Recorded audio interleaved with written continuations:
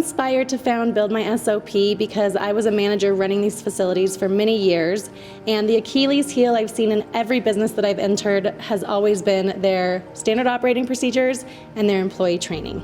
BuildMySOP offers document management, learning management, and task management for our business owners and our managers. We're a really easy platform to be able to navigate and to be able to track and keep revisions of all of the changes that you've made within the years of your facility being open.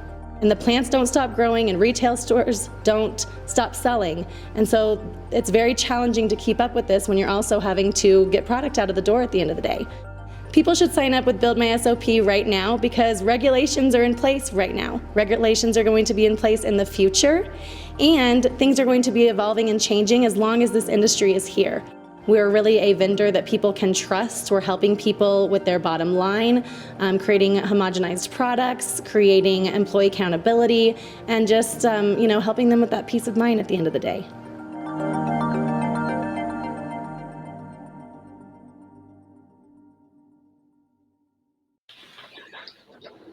Hello, good afternoon. This is Ask the Regulator. We're on season 1, episode 3. Today we are discussing creating a responsible practice. And so we're just discussing the rules and regulations of your city and state, and owner responsibilities, right? Our responsibilities to know those rules and regulations. I am Kady Cravens, founder and CEO at BuildMySOP.com. Joined with me is our co-host, the former regulator from the Marijuana Colorado Enforcement Division, Mr. Tom Mohan, and our special guest today, Ms. Kristen Yoder. She's been featured in Vanity Fair, Forbes, USA Today, and named one of the Marijuana Venture Magazine's 40 Under 40 Rising Stars of Cannabis. She's also the owner of Cynical Stoner, which I am a customer of. I absolutely love your product, Kristen. So thank you so much for joining us today. Thanks for having me. Yeah, absolutely. I will let Kristen tell you guys a little bit about herself. So I've been in the Los Angeles cannabis industry since 2005, at which time I managed the first dispensary in the city of LA for 5 years, followed by 2 years of learning how to grow indoor, outdoor, and realizing that I am not cut out for that work, which is why, like, mad respect to the growers. We owe them so much more than they get. So I grew for 2 years. Then I did product development, operation management, supply chain management for one of the largest edible companies in California for 3 years. And then I went to the testing lab that I used while I was at the edible company. They were the most consistent. And when it comes to formulating, you need a lab that you can trust when it comes to the numbers, or you can't formulate your products correctly. And that's kind of important. So I went to work with them as a project manager for a year. And that's when I learned about terpenes and that indica sativa is bullshit. And then that just blew my mind. So then I'm like, oh, I have to atone for my sins of telling people that for 5 years. Like, I've always considered myself a bastion of truth. And I was misled, and I misled many. So I started teaching terpene classes in 2016. And I kept doing that up till now, but I added a twist to it, which is like intro to terpenes plus how to detect bullshit in cannabis marketing, because it's so full of bullshit. And then I started the Cannabis Detector podcast in 2018 because I saw a lot of crazy things going on that, like, you'll never hear about in the news. You don't hear about how much shit happens, and I felt like other industries either. Yeah, I had to say something. I couldn't help it, and so I made a podcast about it. And now I'm about to start my 4th season, doing a legalization guide, like how every state fucks up the same ways, even though they say they learned from their predecessors. And I find that curious, and something that needs to be dealt with. But if no one ever talks about it, it doesn't get handled, which is the point of the media, is to shine a light on things that need to be addressed. So I did that. And then I was a strategic advisor. But honestly, like, my sweet spot was entrepreneurs in the idea phase. because I can stop them from making expensive mistakes. Like there's no bankruptcy when you touch the plants. There's a lot of things people just don't know. But the problem is most people, like almost all of them, do not have viable plans. They just had this idea for a weed brand, and that's not good enough. And so, well, there's no return business in that case, is there? So I started Cynical Stoner, which was like I say witty things, and people are like, you should put that on a sticker. So I kept a list of them, and then I put them on t-shirts, and people love them and it makes me happy. So like now that's been my focus, is my snarky clothing and my podcast.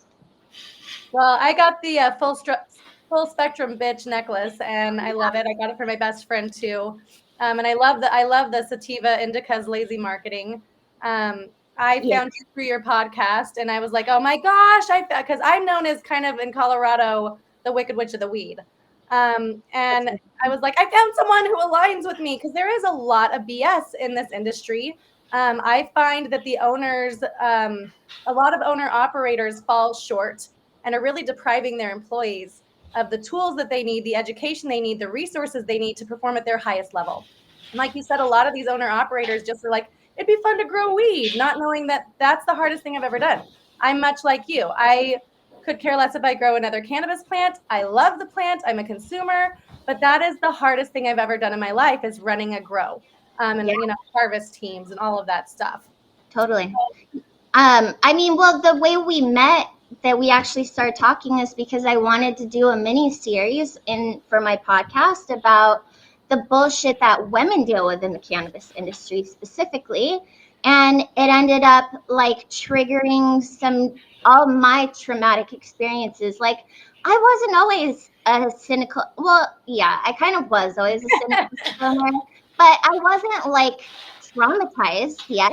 I mean, if you Google Kristen Yoder cannabis on the first page of the search, Weed Week did a podcast about me, and they titled it "Who Hurt Kristen Yoder?"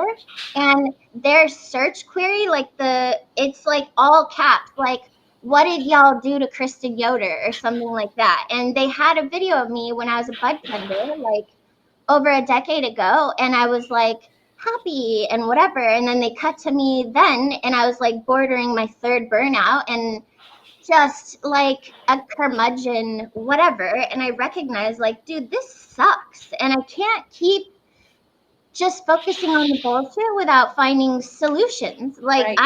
I need to be actively doing something to change something, otherwise it's just too depressing. Well, and So I've seen so many amazing managers leave positions and opportunities because of that exact scenario. yeah. They're just burnt out. They're wearing way too many hats. They're not given the tools that they need. They're not being backed up by their managers. I can't tell you how many dispensaries I operated, and if the owner is going and saying the opposite of what I do, or they're saying, "Oh no, it's okay," like don't listen to Kady. It's like, I'm managing these employees. I need them to have respect for me and fall in line with the culture I'm creating. Yeah. If you don't have the owners, if they don't have your back on that, no one's going to take you seriously. And I've seen that in almost every facility I've walked into, where the managers are just really struggling with that. And Tom, I'm going to let Tom go ahead and introduce himself, and he's seen it all. Yeah, and I'm gonna put a different perspective on it. So, by the way, I'm Tom Mohan. Worked 30 years in public safety as a paramedic, as a police officer. Most recently, I did 7 years with Marijuana Enforcement Division in Colorado. So I got to see a lot of business owners and talk of a lot of that side of it. So when I started out in 2014, when Rec just came on with Colorado, and kind of watching it then, and just like you said, Kady, like the attitude was, the business owners was kind of like the back street, drug deal kind of thing, attitude of, shh, let's just sell the weed and make the money. And it's changed from then, but you still have a lot of that, that kind of basement mentality. I call it basement mentality. yeah. And that's, and I totally saw that back in 2014 and 15. It's gotten a lot less now. It's getting better to where owners are actually taking accountability, and making and giving and empowering their managers to hopefully make that culture. Because like you said, all the ones that you've gone into, all these places, I would hope that they start getting some retention and some ownership and accountability with everything that they've got in their business, because it's a legitimate business. It's not a backwards, back. It's a regulated business. It's I mean, yeah, Exactly. it's beyond. regulated business, and the regulations, especially, I mean, compared to alcohol and other things, I just feel like it's so much more, strict in the cannabis sector. But we're following the rules so we can play the game, so we can grow the weed, so we can sell the weed. And the more responsible practices that we create, the more power we give the plant. And that's why I'm here at the end of the day. And I will agree with you, Tom, that I've seen a lot of maturity in the industry in the last few years. And I'm grateful for that. We work with a lot of owner operators, especially with our initial customization for our SOPs. Well, we'll go in and we'll figure out the rules and regulations for their municipality and for their state and make sure all of their in-house practices are mirroring those rules and regulations. But we do let them know it is your responsibility as the owner to know the rules and the regulations of your city and state. I think that it's interesting that, like, if it isn't evident to business owners, I don't know, every state is different too. But like in California, not only did you have to have the location first, you had to have it compliant before you could even apply, which is no guarantee that you get a license at all. And then the city council is like, we're going to put a pause on this program for like a year. You just pay a lease for a building and you do all this construction with no guarantees. But one of the things I thought was really interesting with California is they made every company have like a full-fledged risk. Like, if this happens, this is what I do. Like, they had to think of all these things. And I've never heard of that in any startup. No, what business has to actually think that far ahead and be that regulated? Like, I just feel like if they don't get it in the beginning through the process that this is a commitment that is far beyond selling weed, they learn quickly and like disappear, hopefully, I don't think that you can be blowing everything off for very long before it becomes too costly to continue. Because doesn't Colorado have like insane fines for MED compliance? Because that's another thing is you guys have training for employees, right? But California doesn't require any training for the employees, right? So they have the RVP, the Responsible Vendor Training. They have that program and it's required. I think it's in the first 90 days, Tom, that a bud tender has to receive that training. So in Colorado, you don't have to have it. It's recommended that you get it. But normally once you have a violation, that is part of the stipulation in the agreement that you have, is that everybody's going to be trained in that. And you should have that before you even set foot, and checking IDs or anything like that.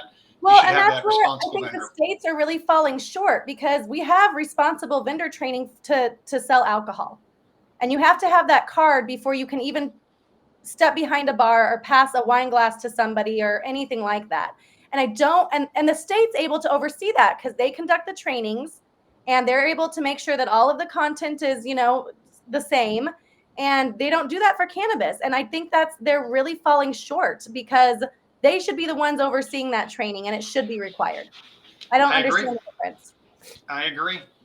Yeah. But you always think about the fines of not doing something right and what is going to cost to the business.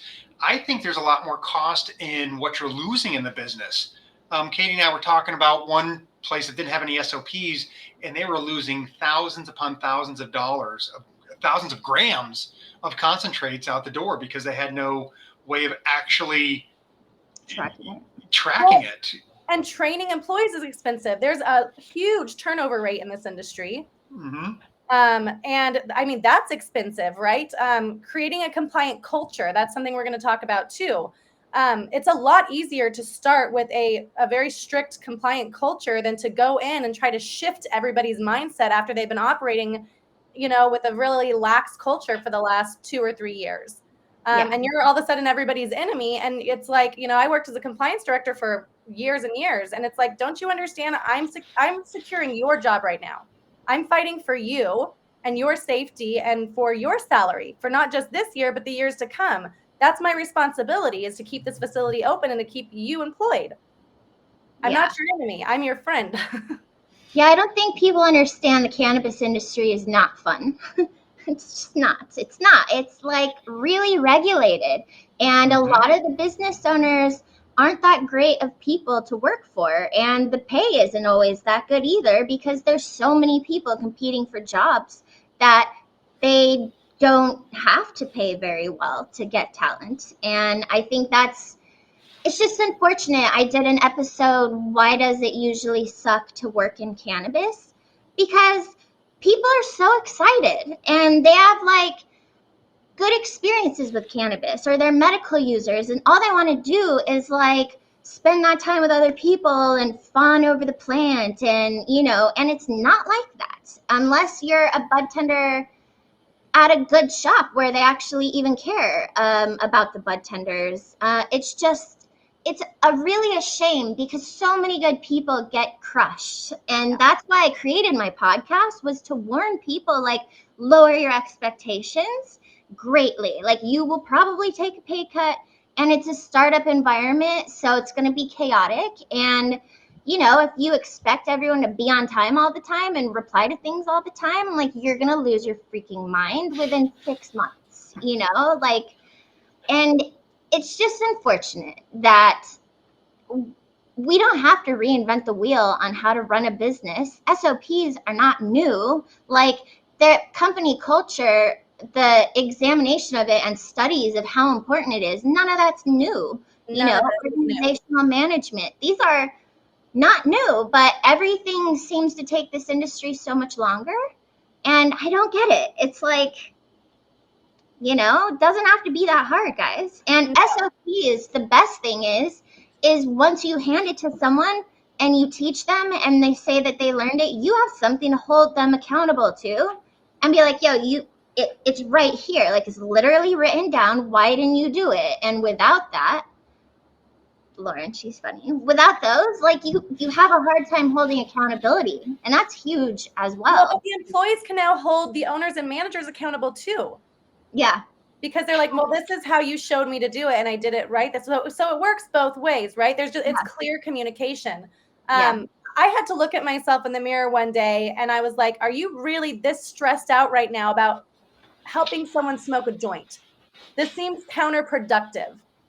Like, is my sanity worth this person smoking a joint? And the answer was no. It definitely wasn't. Yeah. So yeah, creating a compliant culture to begin with. The owner operators, no, don't go smoke weed with your employees in the parking lot. It's completely inappropriate. You don't need to be consuming with your employees. You just don't. If you do have a employee sample type of program in place, you need to make sure that that's implemented in a way that's going to protect you, your business, and your employees, right? We're not going to send our employees home with more than an ounce in their car if they're not allowed to carry more than an ounce. Just a lot of things to think about with all of that. And that's where creating those SOPs and training your employees fully, being consistent and creating structure and clarity can save your business and save their sanity. Yeah. And money. And money. And that's what it all comes down to. Yep. Yeah. Absolutely. I mean, I think that's why the fines have to be as big as they have to hurt. It has to hurt. I swear to God, the only way the industry will ever have true accountability is through financial penalties. That's it. And I feel the same way about, like, the state of California allowed in Prop 64 cities and counties the right to opt out of regulating cannabis. In my opinion, that's so stupid, because they created like 2/3 of the state was like a cannabis desert, and then they had to fight for delivery or whatever. I think the fix would be that any city or county that wants to opt out of regulating cannabis is essentially admitting that they are allowing an illicit industry, because they're not doing their job. Not only are they not getting tax revenue, they're costing the state in enforcement. I mean, in Riverside, They have the National Guard coming in every freaking week in Anza. Like, and you know what? They could have just licensed the growers, but when you don't even offer a pathway to legitimacy, it makes this crazy situation happen. And my solution is any city that opts out, then they have to pay in tax fines the amount of money they will cost the state in allowing an illicit industry in their community, instead of just regulating it. Regulate it, tax it, get your money, get control of it. But if you just are like, nah, we don't want to do that, it's not going to go away. Doesn't go Well, the away. reality is their constituents voted for legal cannabis, and you are robbing you're robbing the people who live in these communities if they voted for legal cannabis. It's Well, not. If they had and to if they pay think that tax. they're not using it in that community, just like you said, it's the tax money they're losing. I've tried to tell people this who are like, oh, now everyone's going to be smoking weed and it's going to smell like weed everywhere. The people who were smoking weed have been smoking weed. I mean, has anyone been to Gilroy? How many people that they knew were consumers before it went legal in New Mexico? And now their friends are able to talk about it without feeling like shame, for using plant medicine. Yeah, the fact that we're so comfortable with alcohol in our culture and TV, like all these moms drink wine and everyone celebrates with a beer and watches the game. Like, it's such a part of our culture. Like, if anyone drinks or takes anything to shift their consciousness, they have zero right to judge anyone on anything. And that goes for weed smokers to drinkers. Doesn't matter. You don't get to judge other people's like substances or whatever. I think it's so stupid that we still have, though I see it changing in the media too, like TV shows. I swear for a couple years, every stoner show was based in Venice. And like I see it coming into the media more, but there's still such a stigma on cannabis use that especially for moms. makes no sense. Especially for moms. Y'all need it. Yeah. I need it more than any of you. Just kidding. No, for real though. I mean, I think how many parents would be so much better off, like if they just could chill a little bit, their kids would be funnier, maybe. Maybe. I don't know. Well, one thing that I see a lot of owner operators lacking in is defining working relationships and defining clear paths of communication, right? So this is your boss. This is who you communicate with. If they need to communicate about an issue between the two of you, they will communicate that to me, or we'll set up a session between the three of us. But you don't get to just not talk to your boss before you talk to me. Or, having other people. And I've had this in a lot of places I've gone where maybe I have a male who's working in the same position. We're both directors. And all of a sudden I'm the problem. And, there's a lot of communication between the owner and this other director. And I'm kind of out of the loop because and this other director who's at the same level as me is expecting me to report to him. That's not my job. You're not my boss. We're at the same level here. And so I got punished because I was doing my job correctly and I wasn't letting this guy try to corner me and bully me. And I got punished for that. And so I've seen a lot of that and people not defining the working relationships. Yeah, I discovered RACI charts. Are you familiar with those? It's RACI, and it stands for Responsible, Accountable, Consult. I forget what the last one is, but it was like in every startup, people had so many hats that no one was specifically accountable for a lot of things that someone needed to be accountable. And because no one knew whose job it was, they didn't do it. And they didn't go to anyone because who do they go to? And I think it's like a very big problem with employees in the beginning is they don't want to rock the boat by like seeming like they don't know what's going on. And if they don't know, they don't do anything. Like they just drop it. It like doesn't get handled. And so it's important for a company, for me especially, to like have a mission that like everyone who gets a job knows what their role does, who is their management? Like, how are they a part of a bigger thing? Like, it helps to understand the role you play and who you need to go to. Without that, things stop. They stop. It's crazy. Just like with the communication side of things, if you don't have a defined, SOP to know what you're supposed to be doing, just like you said, okay, I don't know what I'm supposed to do. I'll just stand here and nothing gets done. Yeah. So that's why you got to have that clear path of communications, a clear SOP, know what your job is, what to do. And if you have questions, that's what the SOP is there for. And then also expecting those working relationships, like respecting the path and the communication.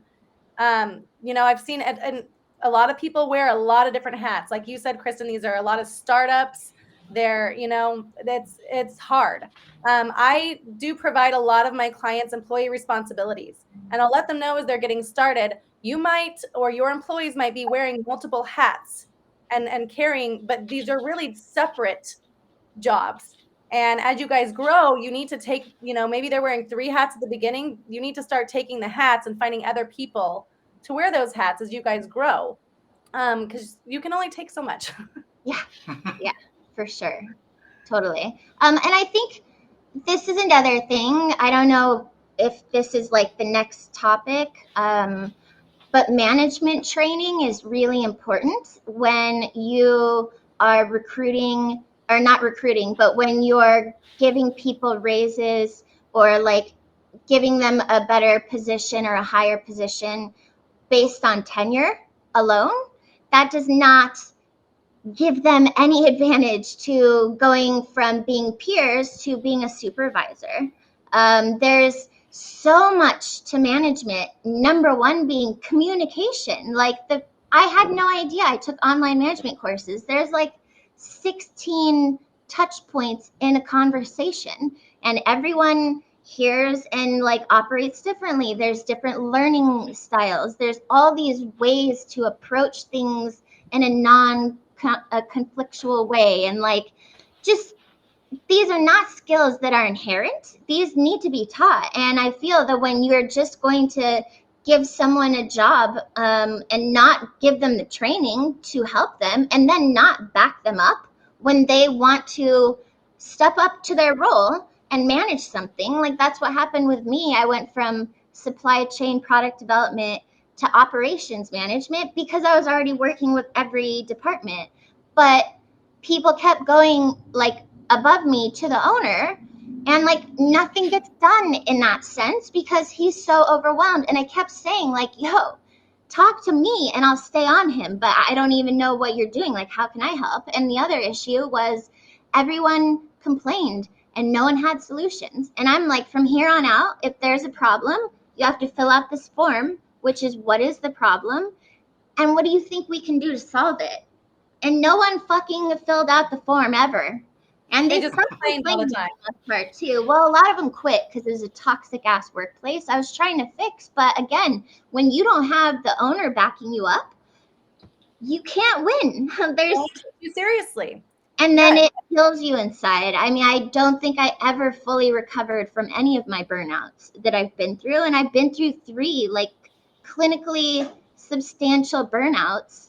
I don't think you ever get all of yourself back from them. And that's why it's so important for people to understand no fucking job is worth it. None at all, dude. You know? I'm still recovering from the situation I encountered last year in Detroit, where somebody moved me across country and didn't pay me for 3 months and wanted to pay me in all cash. And that was also very toxic. And I left. He was like, well, let's sit down and renegotiate this. I'm like, I just moved from like literally across the country to come and assist you because you begged me to. And I have a signed document that this is my salary and this is month 3 and I am barely able to pay my rent now. And I'm not going to sit in a room with you so you can bully me, gaslight me, and try to manipulate me into something else. These were the agreed upon terms. And if these are not this is not what's happening, I'm not participating. No, we're not going to sit in a room so you can renegotiate with me in my 3rd month on the job. That's just and I'm still, that cost me at least $20,000. I'm curious.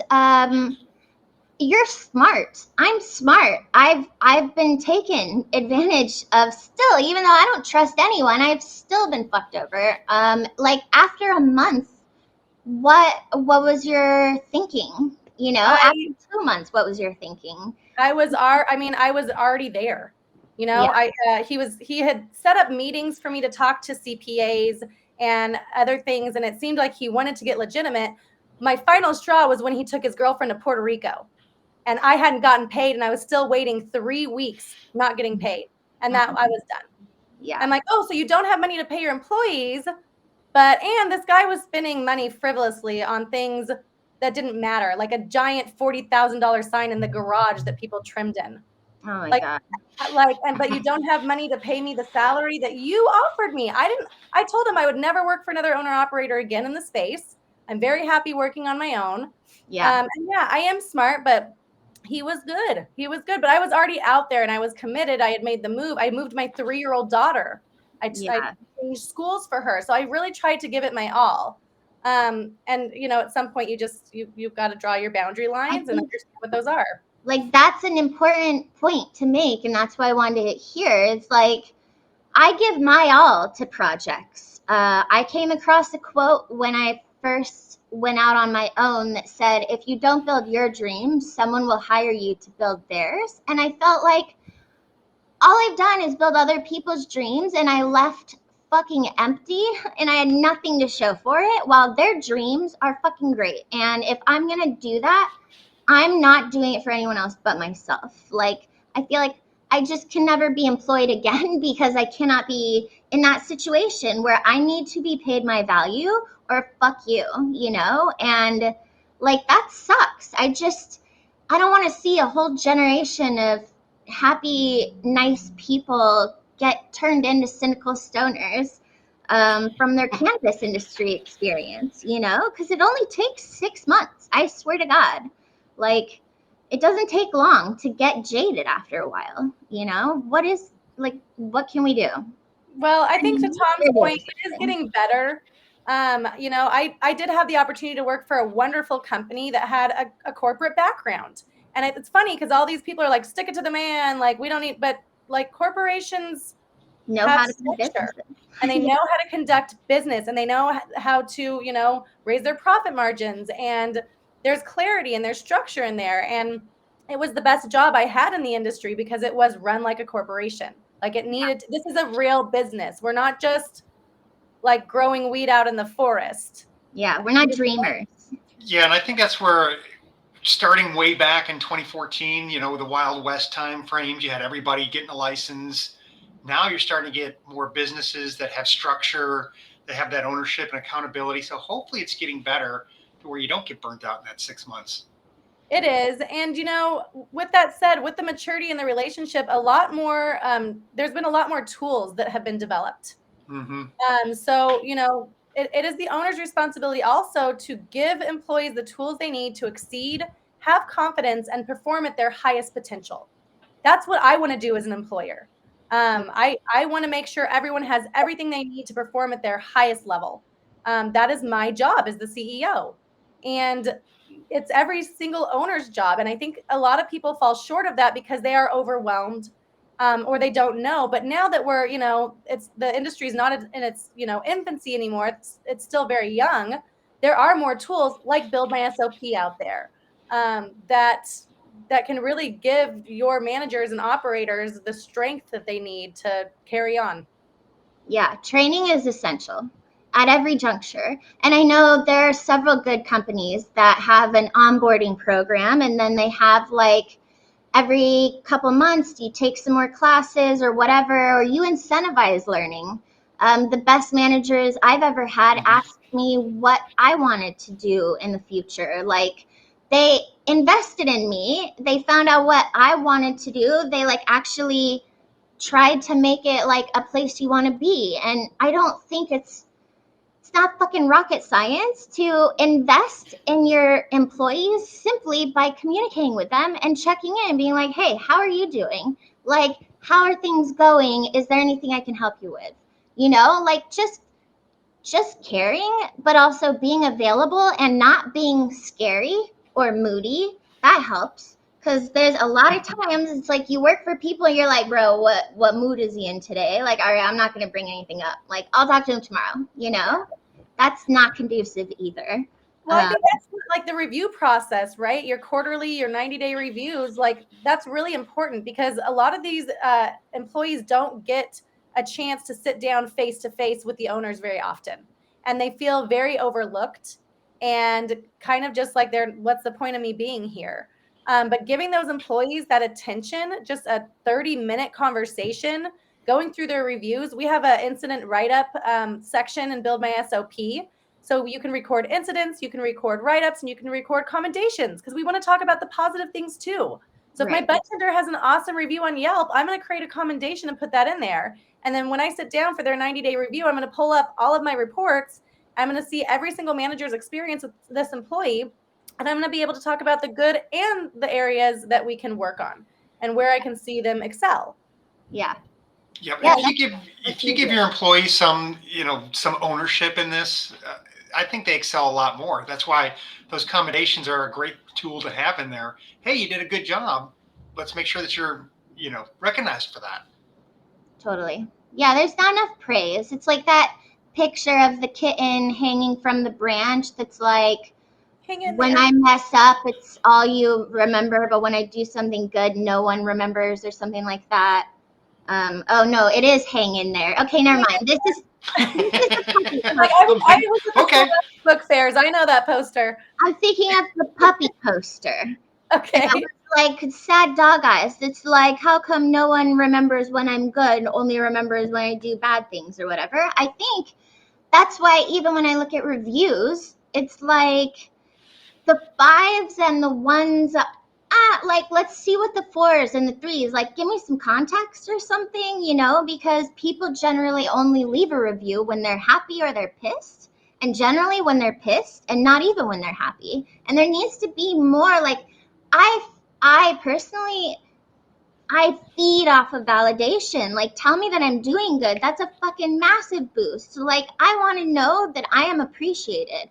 That just is verbal. Like, also financially, that would be dope. But even just a verbal recognition, it just doesn't seem to exist. And, like, people are humans that, like, they have emotional needs that need to be met. But most people want to do good and right, and when you let them know that they're doing good and right, it brings up that the boost to them. I mean, it makes a better employee. Right? It's not all hard. the way around. Yeah, it's not hard. No, that's absolutely correct. And, I understand that owners are, and operators are busy, but you've got to find that time to communicate clearly with your employees. Let them know when they're doing a good job. Let them know what you'd like to offer them to help them grow. And then also allowing them the opportunity to tell you where you might be lacking. Where do you need more support? What am I not doing correctly? Let me just say this. Don't do a SWOT analysis unless you are prepared to address the weaknesses and the threats, because it destroyed a company I was at. We were under the illusion that the SWOT analysis meant things were going to change. And we were like so fucking there. And the threats and the weaknesses were so long. And like the top was morale. And that was not important to the VCs that were doing this because of a potential like acquisition. And it was like the most demoralizing shit ever to feel like they were going to change something. And you did these exercises where everyone focused on the threats and the weaknesses. We brought it out it was like boom in your face, and they didn't do shit. And a year later, the entire staff, but like 2 people, had quit. I mean, their sales department quit 3 times in a row, that by the 3rd time, there was no salespeople to train anyone because they fucking quit, like basically just starting from the beginning. Like, what have you done for the last 3 years where you haven't even captured any of these procedures? So if you do lose your team, people know what to do. That reminds me of one of my favorite Dr. Deming quotes. That is, if you can't explain what you do as a process, you don't know what you're doing. That fucking blew my mind, because I mean, it's hard. I hate writing SOPs. Like, I hate formal business documentation. I feel like I'm just not a masochist like that. But bless everyone else, you know? But like, it was just so much more challenging to do. But I had to like stop and like break everything I did into steps. And it made me like think about it. And I think that's really important as well, is like, if you can't explain it, then how the fuck are the people underneath of you supposed to know, you know? Well, it's an investment. I mean, it takes a lot of time and it is painful. I mean, that's literally why we exist, and it's an investment. I was meeting with someone earlier this week and she's like, well, I'm not really sure if it's worth this. And then we started looking at the fines, and we started looking at employee turnover rates, and we started looking at a bunch of other things. And she purchased our templates. She understood after our conversations the value. And I mean, we're industry disruptors. What we're doing and the price points that we're offering, I've been told several times to change that. I am here to support the small to medium-sized business, Amen. and they deserve access to tools. And what is the point of us existing if only a few people have access to us? It's just not right. I'm sick of the cannabis tax.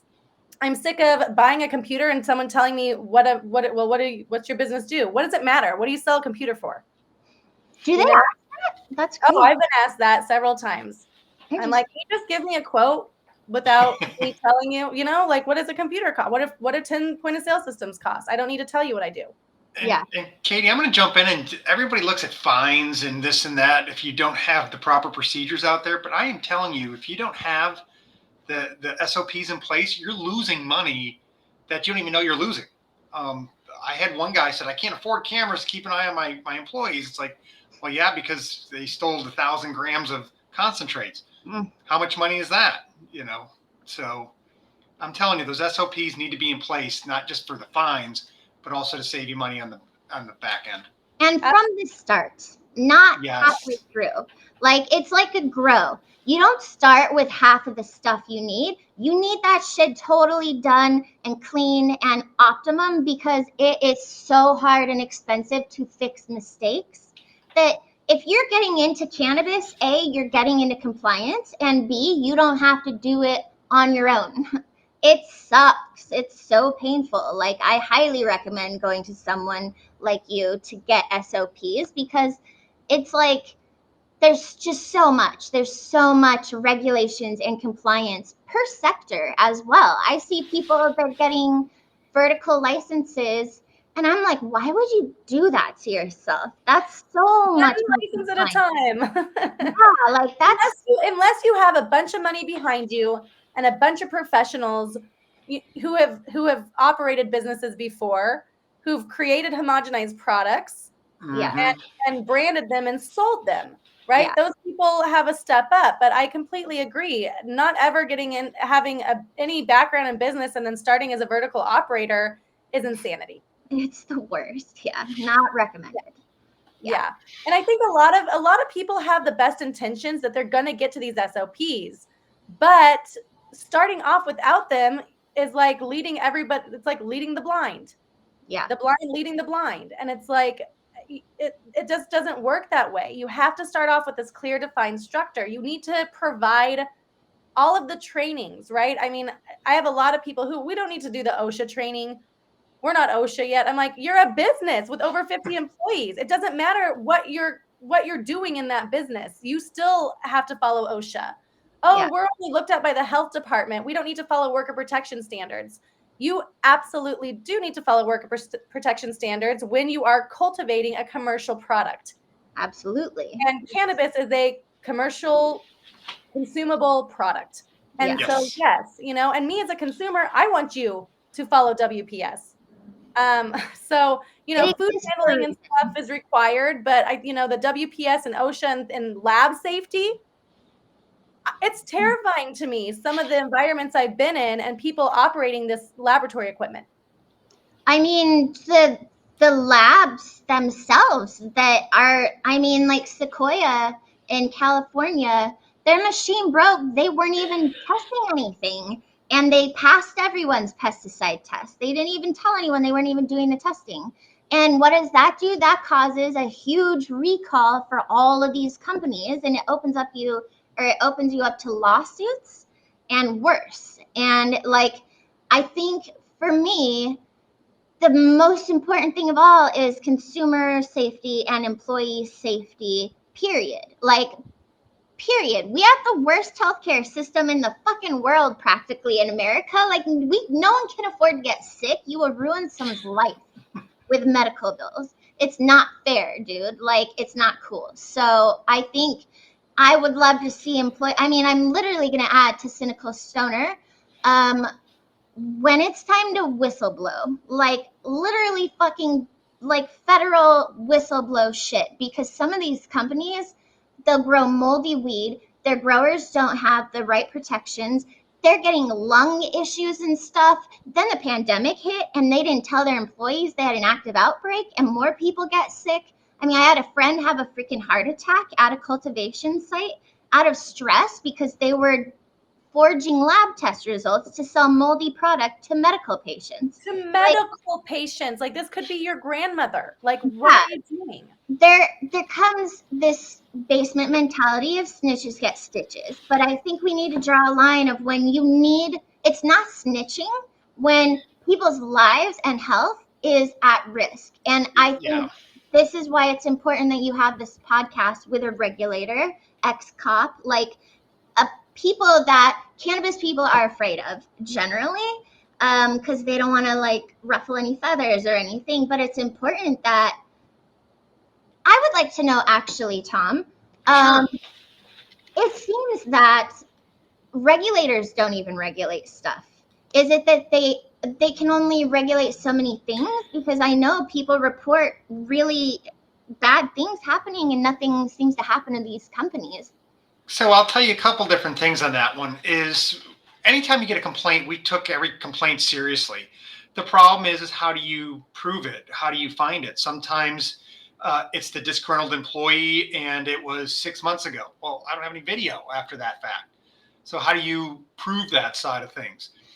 Some people were putting their test samples in the microwave. How do you prove that if you can't? I mean, you can look at video for 40 hours, 40 days. How much are you actually going to see in that? So the hard part is actually finding that.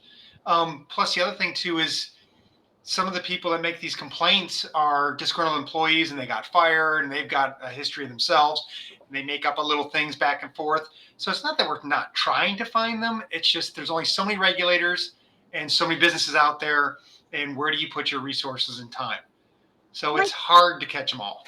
Like, what about with labs? That I would think that would be complex because there's no standardized lab specifics anyways, that every lab needs to test the same way. So every lab has different results, and it's like, how much is the difference? But in my opinion, that's the most important area to regulate are the labs. And there are so many corrupt labs that undercut other labs. They lie, they'll give them whatever results they want.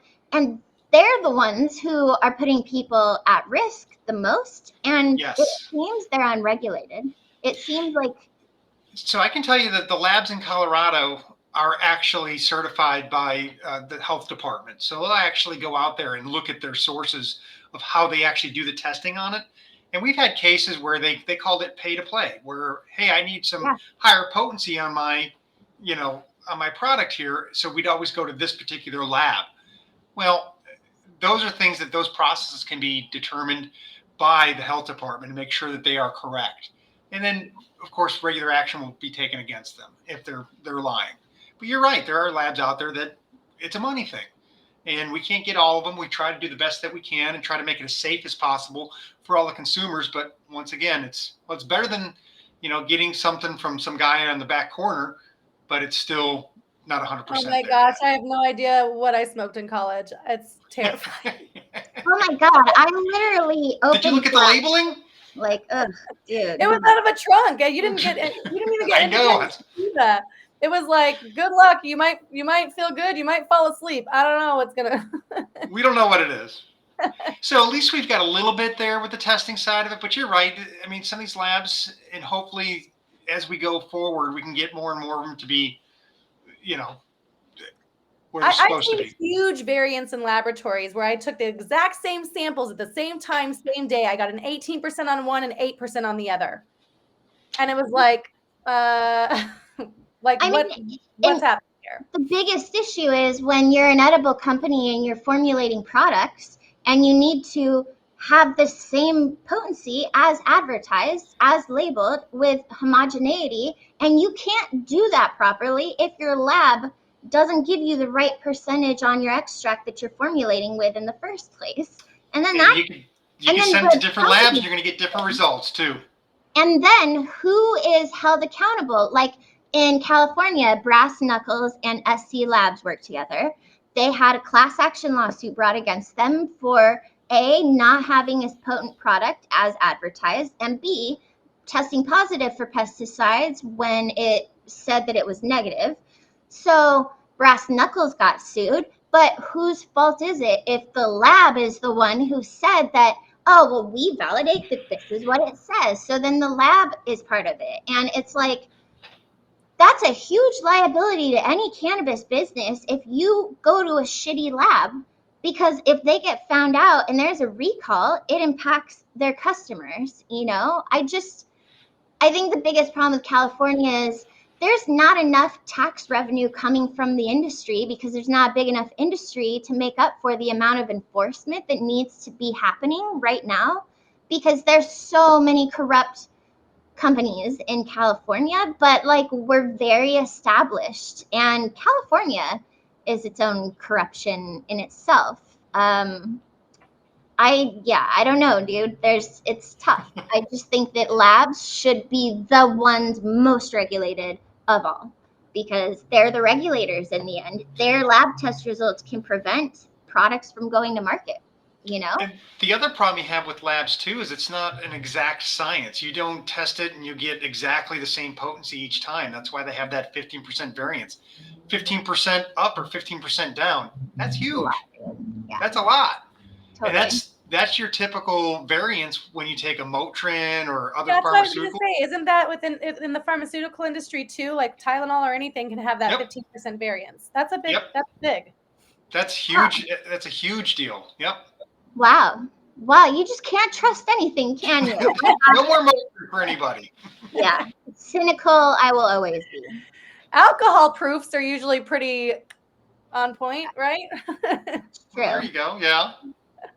Yeah. Well, we still need to figure it out. No, there's a lot of work to do, but I see a lot more, responsible owners and people like Kristen in the space and myself who are really trying to promote responsible business practices, not only for the product itself, but for the people who are creating this. And a lot of owners, we're not robots. You need to view your employees as people, and they deserve protection. I remember one of my first jobs in the first few years, I hadn't shown up to work for 2 weeks. And the owner called me and he's like, why is my highest employee not been here for 2 weeks? And I said, when the black mold is out of the office where I work, I will be happy to return to work. And I'm happy to have my lawyer write you a letter as to why I deserve the right to work somewhere that's not going to put my life at risk. But Wow. you selling weed to people is not worth my life. It's just not. Totally. Amen. So, and I felt that way several ways. I used to do deliveries. I mean, in my little Honda Fit, I'd be driving around with 80K worth of weed, and then I'd go back into the office with 80K in cash. And it's, robbery for real, dude. Yeah. I mean, all it had to take was somebody identifying me in a parking lot to see me carrying boxes in, coming out without it, following me around the rest of the day, and then punching me in the face and taking all my money at the end of the day. It's a big problem. That's what I would do. Yeah, it happens in NorCal all the time still. So well, in Colorado, didn't they have something, Tom, where they were calling managers and pretending to be like a hospital worker, saying that they needed to bring this much cash to the hospital. So they did a whole bunch of different scams, and it wasn't like the hospital worker. It was somebody that was with somebody else that says, hey, the boss says that they would spoof emails and spoof numbers to, hey, the boss says, grab X number of dollars of cash and meet me here. And they had several of them where they would bring literally thousands of dollars in a bag and go, okay, here it is. And we had several of those last year. Yeah. I know there was a big sting last year with a lot of that stuff going on, but it is a lot scary. of those. Yeah, it is very, yeah. And then who's responsible at the end of the day, right? For putting that employee at risk, it becomes the owner operator who's responsible for that. It goes back to communications. Like, hey, boss, seriously, you want me to bring cash to some back, parking lot? That's kind of odd. Yeah. Or in their SOP, they're like, we will never ask you to do this. In the first place, these are things to be aware of that will never happen. And that makes me wonder what those owner operators have asked their employees to do. Dude, I know. That's a normal thing that you comply with. Like, what else have you been asked to do? I mean, I being from the California unregulated industry, my entire career was asked to do some crazy shit that was not legal, dude. Not legal, no. But I loved my job, and I was like, I'm down for the pound or whatever. What a fucking joke, Down but also for the pound. I love that one. Yeah, back then it was like, you just need to make enough to get a good lawyer to have a creative enough defense, and you could probably get out of it. But once we had legalization path, there was nothing gray about it. You're either licensed or you're illegal, and that's it. And that it gets a lot sketchier at that point, I say that a lot because I talk to people, especially with the 1 ounce thing in Colorado before the whole sweet leaf thing happened, Tom. It was you're only allowed to sell an ounce to a patient at a time, right? And they're like, well, yeah, it says at a time. It doesn't say within a 24-hour period. It doesn't say, I'm like, what they mean. If someone's not allowed to carry more than an ounce with them, if they don't have their medical card, why would you sell somebody more than an ounce within 5 minutes? Like, you knew what they were meaning. Well, our interpretation is this way because it worked for them best. That's how and I'm like, no, this is black and white. You know exactly what they're saying. They lost 8 facilities? How many millions of dollars was that?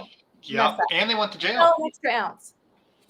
And they went to jail. Yes, a lot. So I talked to one of the managers. From the legacy California market, I would say 85% of business owners are fucking clinical sociopaths, because it takes that type of risk taker, person who's not afraid of consequences to thrive in this industry. Like California. It also took those people to get us here. Because if we weren't going to take those risks and do this, we would not have a legal market at all. So, I mean, I'm not hating on them. I quit cannabis when it got legalized because it fucking sucks now. And I don't want anything to do with it because I like the plant, not the bureaucracy. But I respect the safety, and I see the purpose. I think it's overkill, but I see the purpose. But I don't want anything to do with it. It's not fun anymore.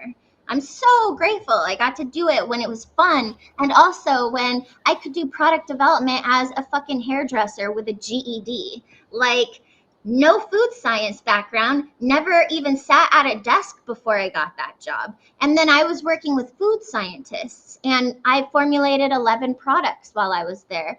And I got to do all of these jobs that there's no way I would have gotten hired for now because they're run by business people. So I'm not hating by any means because it let me learn. I mean, I've had the most amazing education through trauma. Yes, lots of trauma. Hard knock school, right? Yeah, but I feel bad for so many cannabis enthusiasts who simply cannot get a job in this industry because they don't have the conventional background that conventional business owners that get into cannabis are seeking. And that sucks because the people who were in this industry when it was risky are the ones who got us here, and they're not getting the same support now. And that's and I can't see any other industry where I could have created an opportunity for myself like I have with BuildMySOP.com, where I created an opportunity for myself to go from being a janitor to one of the top 4 directors for a globally recognized brand. you know, especially as a woman, to do that quickly in less than a decade. There's no other industry out there, I think, that would have allowed me to accomplish as much as I have. Yeah. It comes with a lot of pain and That's stress. it. As long And as you know it's gonna hurt, then fuck it. Bring it on, you know? yeah. Just tell me first so I No, can be and I've told ready. people that. I'm like, do you know what you're getting into now that you decided to be an owner operator? I want you to know that it's got everything you think is going to take this long. Make that 4 times longer. And that's the reality of the timing with it. Make it 4 times more expensive. If you don't have $6 million that you don't care about whether or not you see it again, don't do this. Yes, exactly. It's not 2013. It's not 2012 anymore where it's like, oh, I'll just, you know, sell some. No, it's you're up there with branding professionals like Nike at this point, who Yep. are putting hundreds of thousands of dollars into their brands. Yeah, totally. So, well, guys, we've come to the end of our hour. I could talk shit with you all day, Kristen. I know, right? I've enjoyed it. Right? Who would have thought? In what other industry could I make a career out of talking shit? Like, you know? So, I mean, I love this industry and the ingenuity that comes with the plants, for sure. Absolutely. Well, thank you so much for your time today. Thank you to all of our viewers for spending your afternoon with us. Tom, thank you for giving us your regulatory perspective. I am Kady Cravens, founder and CEO at BuildMySOP.com, and we look forward to seeing you guys next month on Ask the Regulator. Bye.